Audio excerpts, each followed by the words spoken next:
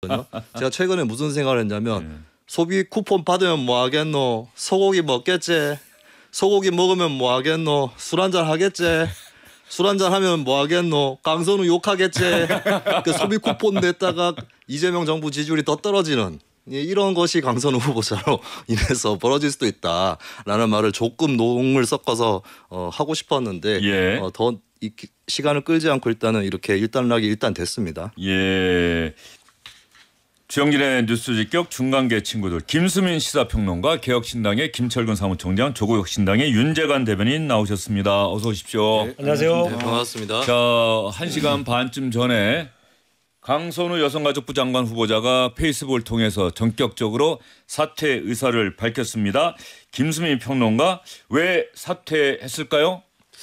일단 뭐 본인 의지가 최종적으로는 작용을 했겠지만 그 전에 정부나 여당 내에서도 자진 사퇴하는 게 맞다라고 하는 그런 메시지들이 많이 전해지지 않을까 싶습니다. 이재명 대통령 의중도 어제 사실 인사청문 보고서 그 기한을 처음에는 열흘로 한다는 설이 있었는데 이틀로 설정을 하면서 임명을 강행하는 게 아니냐는 예. 관측이 나왔거든요. 근데 이걸 거꾸로 생각해 보면 열흘씩이나 잡아먹을 거 뭐 있나 이틀 안에 결단하시오라는 메시지가 될 수도 있다. 결과론적인 해석일 수도 있겠네요. 근데 제가 어제 그 얘기를 했었어요. 어제 그 결정.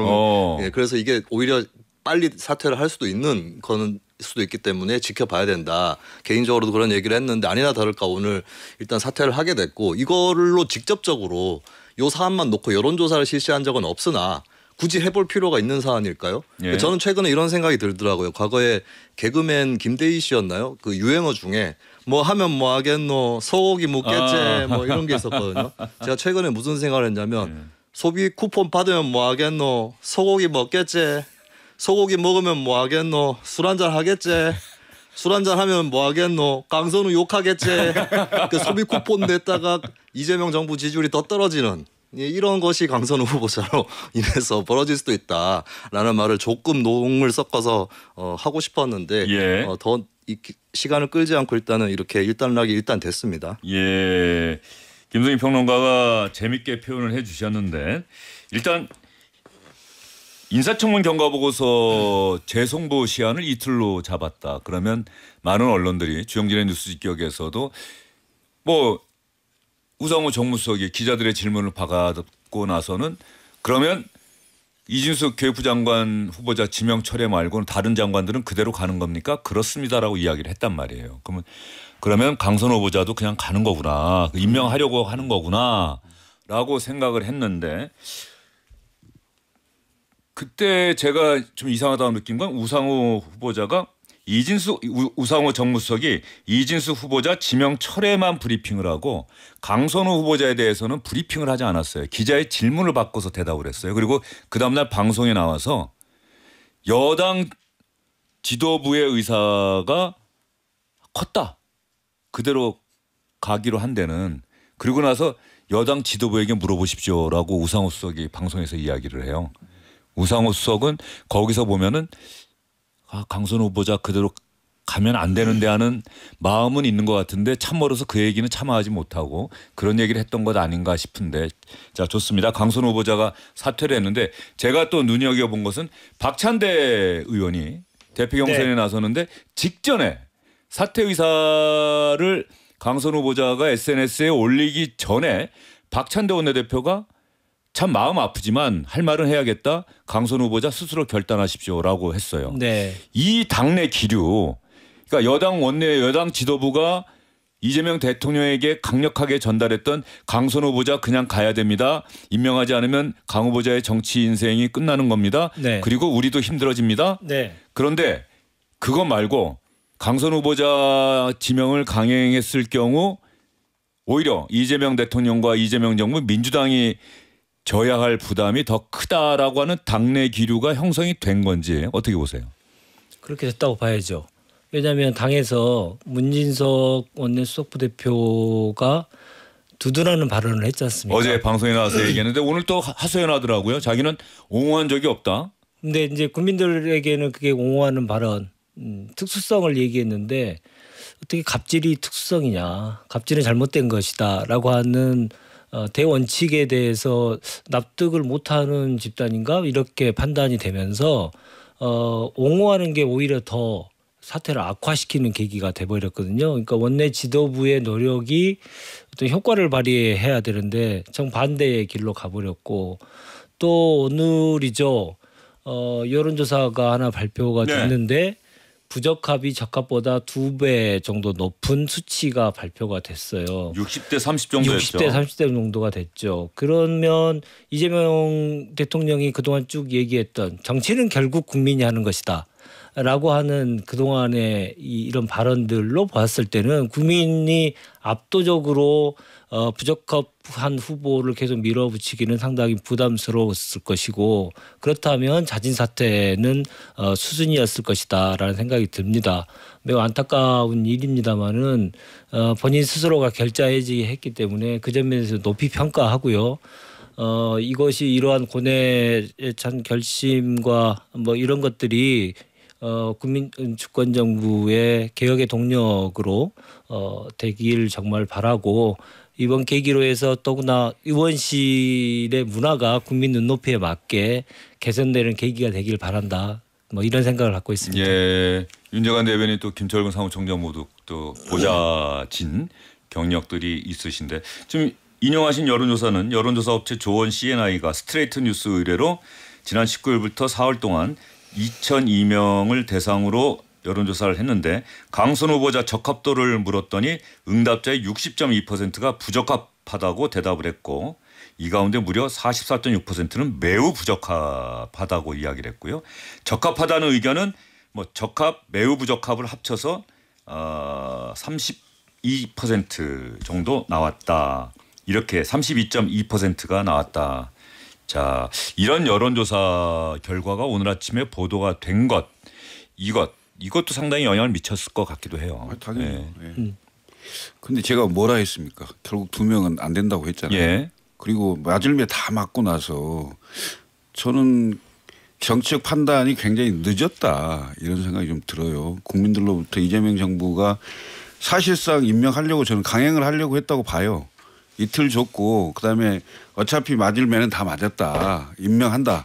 이렇게 가려고 했던 것 같은데 실제로 이제 그 여의도에서는 어떤 썰이 돌았냐면 돈 얘기가 있어요. 원내 지도부가 두둔하고 나섰잖아요. 근데 그 원내 지도부에 뭔가 큰 게 온다라는 게 있었어요. 근데 그걸 내가 방송에서 자세하게 말씀드릴 상황은 아닙니다만 저도 들은 것 같은데요. 네, 원내 네. 지도부의 가족과 관련한 이야기죠. 또 갑질이 네. 뭐 그 큰 게 온다. 예. 그러면 결국은 강선우가 결국 그 장관을 임명되지도 않을 뿐더러 그게 원내 지도부에까지 확산이 되면서 민주당 전체가 완전히 갑질 집단으로 매도될 가능성이 있는 거거든요. 이제 그런 것들이 컸다라는 생각이 좀 들어요. 그리고 그 인사청문회 들어가기 전부터 미리 자진해서 결심하고 이렇게 하라고 그렇게 조언을 했건만 왜 이렇게 질질질질 끌려가고 결국은 국민의 여론이 나오는 이런 상황까지 가서 보니 아 이건 도저히 안 되겠다. 그리고 더 가다가는 결국은 뭐 원내 지도부까지 가는 게 아니냐 이런 것들 때문에 저는 그만뒀다고 보는데 본인 의혹도 계속 나오는 거예요. 예를 들면 국회의원으로서 보좌진에 대한 갑질, 그다음에 병원에 대한 병원 갑질, 그다음에 교수 때 학교 교직원에 대한 갑질, 그다음에 학생들에 대해서 무단으로 수업 안 해버리는 학생들에 대한 갑질 이런 것들이 완전히 그 갑질 전문가처럼 이 나오는 것들 때문에 더 이상은 감당이 안 되는 상황 아니었나 이렇게 생각이 됩니다. 윤재관 대변인이 뭐 네. 민주당 쪽 분위기도 좀 아실 것도 같은데 네. 자 궁금한 건 이거예요. 이재명 대통령은 이러저러한 논란 뭐 SBS의 보도로 촉발이 된 사안이긴 합니다만 그럼에도 불구하고 강선우 후보자를 여당 원내 지도부가 강력하게 이야기를 하니 네. 그냥 임명을 할 생각으로 인사청문 보고서를 다시 보내달라고 국회에 요청을 한 것 아니겠어요? 그렇게 대통령실도 브리핑을 했고. 통상적으로 인사청문회 결과 보고서를 재송부 요청하는 거는 가겠다는 거죠. 그렇죠. 네. 그랬는데 어제 이 자리에 나왔던 민주당 의원도 아직 결정된 게 아닙니다라는 이야기를 했어요. 그러니까 저는 이걸 알고 한 얘기인지 모르고 한 얘기인지 어제는 그랬는데 지나고 나서 보니까 민주당 내부에서는 그러니까 이재명 대통령이 무조건 임명한다고 보지 마세요라고 하는 그런 이야기를 언론에다가 하고 싶었던 게 아닌가 하는 생각도 오늘 들더라고요. 결과적으로 보면. 결과적으로 보면 예.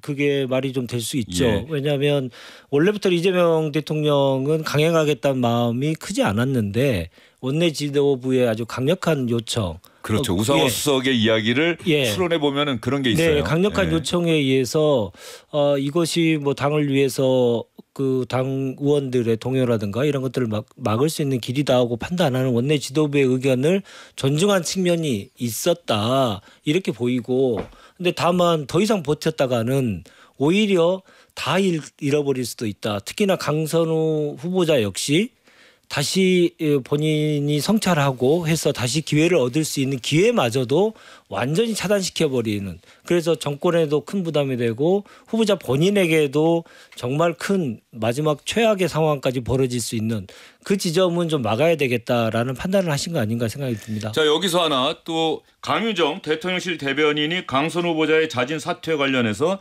뭐 당연히 기자들이 궁금해하니까 바로 브리핑을 했고요. 그때 어떤 이야기했는지 들어보고 나서 이야기를 이어가도록 하겠습니다.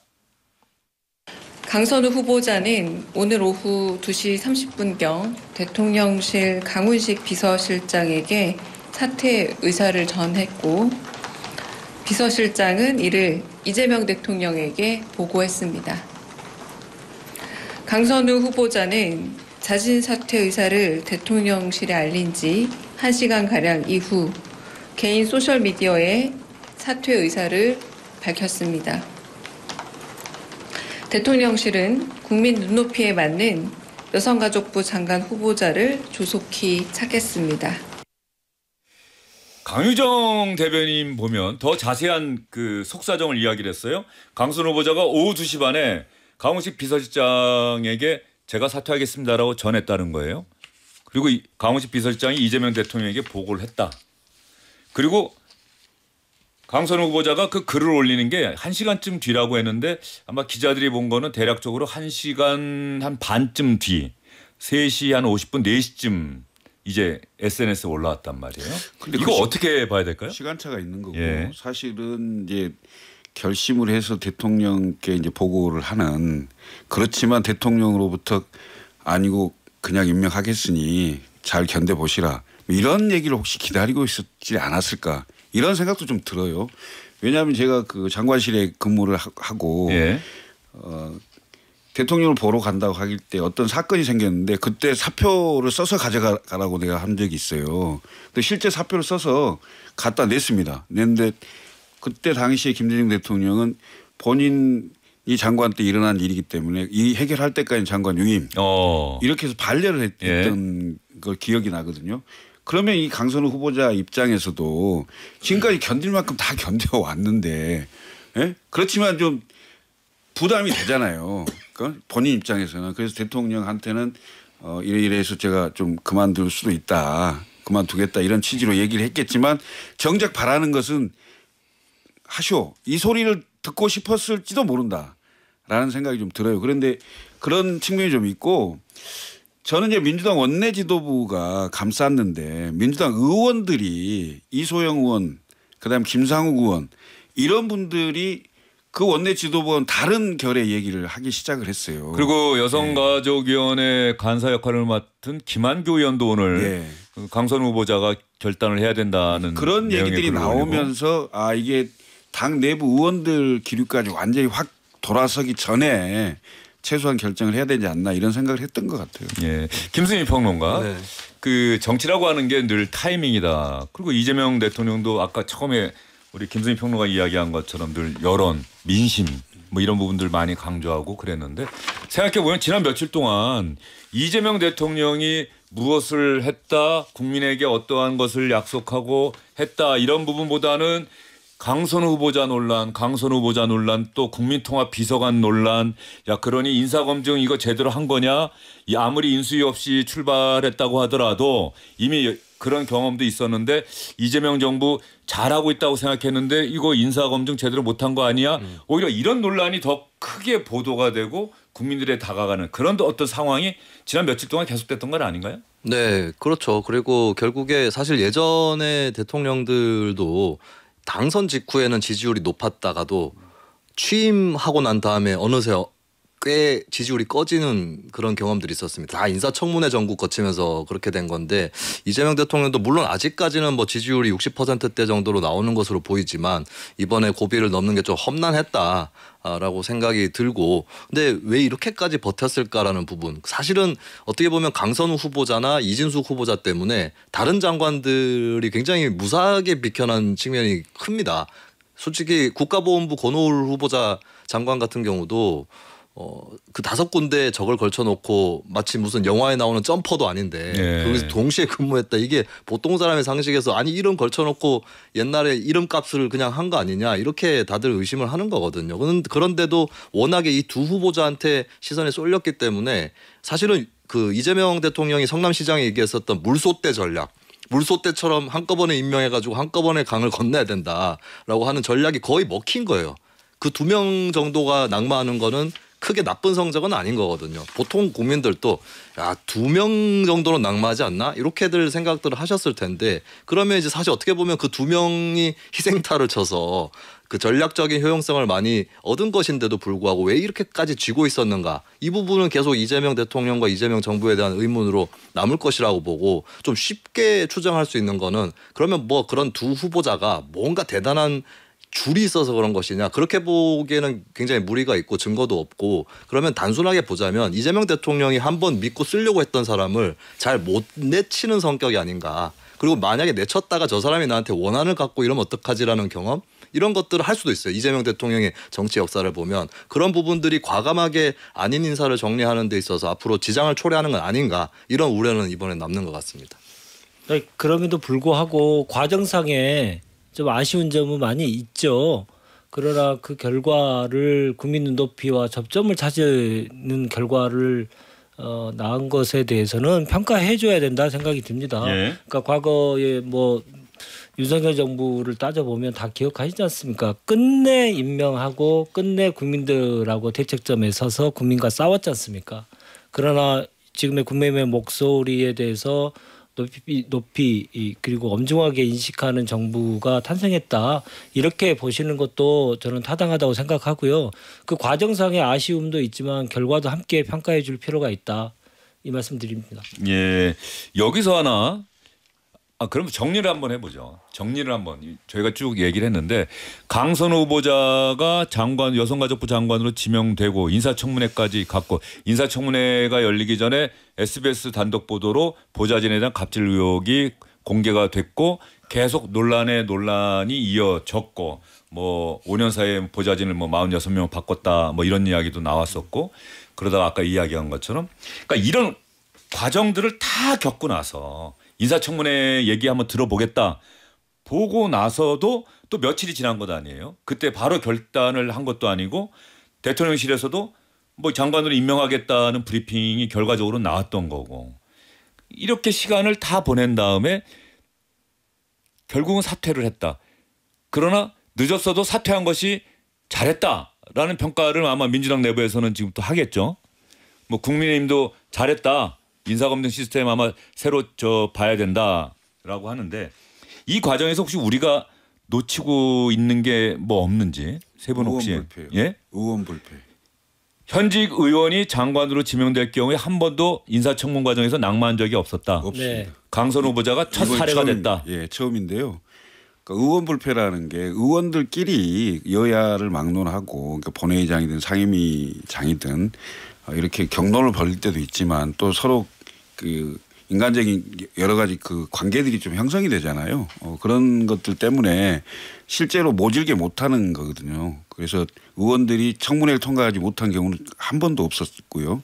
근데 이제 강선 의원 같은 경우도 의원들 사이에서는 상당 부분 그게 형성이 돼 가기도 했어요. 실제로. 그렇지만 민심이 워낙 안 좋았기 때문에 그렇기도 하고 그다음에 이제 의원 생활을 이제 재선하고 있잖아요. 재선하고 한 5년 하고 있었던 상황이고 정치 입문 때부터 보면 민주당 내에서 부대변인도 하고 상당히 이렇게 활동을 해왔단 말이죠. 그러면 그 역사라는 게 있을 거 아니에요.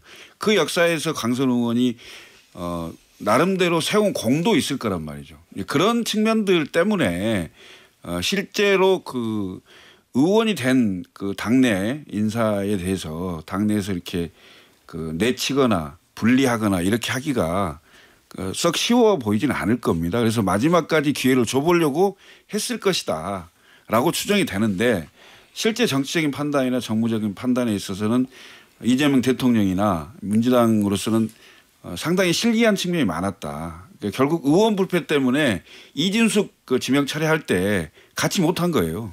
예. 지명 철회라는 그 형식 대신에 후보자의 자진 사퇴로 결국은 결론이 난 건데 그렇죠. 이재명 대통령은 지명 철회를 하지 못했던 거죠. 그렇죠. 하지 않았던 건지 못했던 건지는 잘 모르겠습니다만. 예를 들면 지금 의원을 하고 있지만 여기서 너무 망가지는 상황이 더 망가지면 그럼 예를 들면 의원의 체면도 있을 거고 다음 선거직이잖아요. 다음 선거나 공천에 영향을 미칠 수도 있거든요. 영향을 이미 뭐 아니 어제 유인태 그제 정무수석도 전 정무수석도 나와서 그러더라고요. 정치되면 끝난 거다. 이미 이 논란만으로도. 그런데 장관마저 만약에 안 시키면 뭔가 기회가 없는 것 아니냐. 그게 바로 현역 불패의 예. 밑바탕에 깔려 있다는 거죠. 뭐 지명철회냐 자진사퇴냐 형식은 다르지만 사람에 따라서 조금 그건 좀 봐야 된다고 생각합니다. 어떻게 되든 간에 강선우 후보자는 두 번에 걸쳐서 국민들로부터 직접적인 선택을 받으신 분이잖아요. 그러니까 이진숙 후보와는 좀 다르잖아요. 그 점에 대해서 명백히 다르고 그럴 경우에는 자진사퇴가 답인 경우가 더 많습니다. 그러니까 지명철회라고 하는 것들은 이제 강선우 후보를 선택했던 지역 유권자에 대한 예의도 아닐 수도 있고요. 그래서 거기에 정치 이력이나 그동안의 삶의 이력을 보고 판단한 거 아닌가 이렇게 평가할 수도 있거든요. 그래서 많은 이제 과정 속에서 나올 수 있는 교훈들이 많이 있습니다만은 우리가 인사청문회를 라는 제도가 도입된 이후에 청문회를 거치지 아니하고 낙마하는 경우도 꽤 있었습니다.